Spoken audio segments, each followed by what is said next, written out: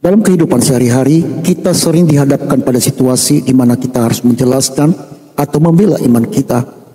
Di dalam kitab 1 Petrus pasal 3 ayat 15 memberikan panduan yang jelas tentang bagaimana kita harus bersikap sebagai saksi Kristus.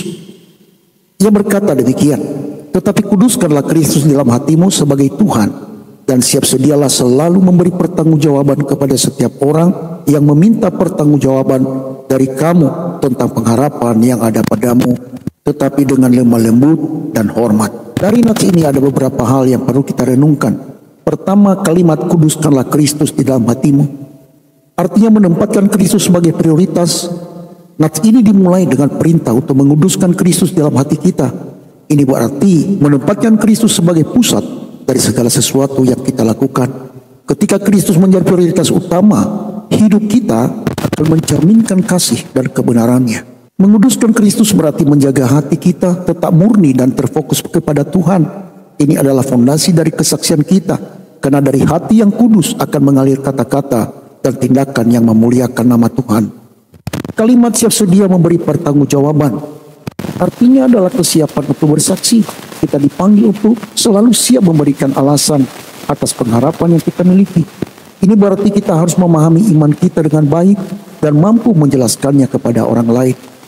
Pengharapan yang kita miliki adalah pengharapan dalam Kristus yang memberikan kita kehidupan kekal dan damai sejahtera. Ketika kita berbicara tentang pengharapan ini, kita membagikan kabar baik tentang keselamatan yang tersedia bagi semua orang. Kalimat dengan lemah lembut dan hormat artinya bahwa penting untuk diingat bahwa cara kita bersaksi sama pentingnya dengan apa yang kita katakan. Kita harus bersaksi dengan lemah lembut dan hormat, menunjukkan kasih Kristus dalam setiap interaksi kita. Dalam kalimat ini berarti menghormat orang lain, berarti mendengarkan dengan penuh perhatian dan menjawab dengan kasih bahkan ketika kita tidak setuju. Sikap ini mencerminkan karakter Kristus dan membuka pintu bagi dialog yang lebih dalam. Untuk itu dalam kesempatan ini saya mengajak kita untuk mempraktikkan menjadi saksi dalam kehidupan sehari-hari melalui tindakan kita.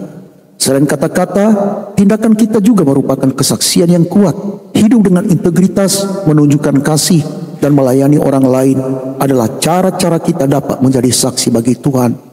Mari kita meminta kepada Tuhan untuk memberikan kita kesempatan untuk bersaksi. Mari kita terus berdoa agar Tuhan memberikan kepada kita kata-kata yang tepat dan hati yang penuh kasih ketika kesempatan itu datang.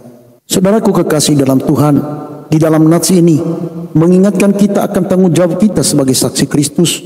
Dengan menguduskan Kristus dalam hati kita, selalu siap memberikan pertanggungjawaban dan melakukannya dengan lemah lembut dan hormat, kita dapat menjadi saksi yang efektif bagi Kristus.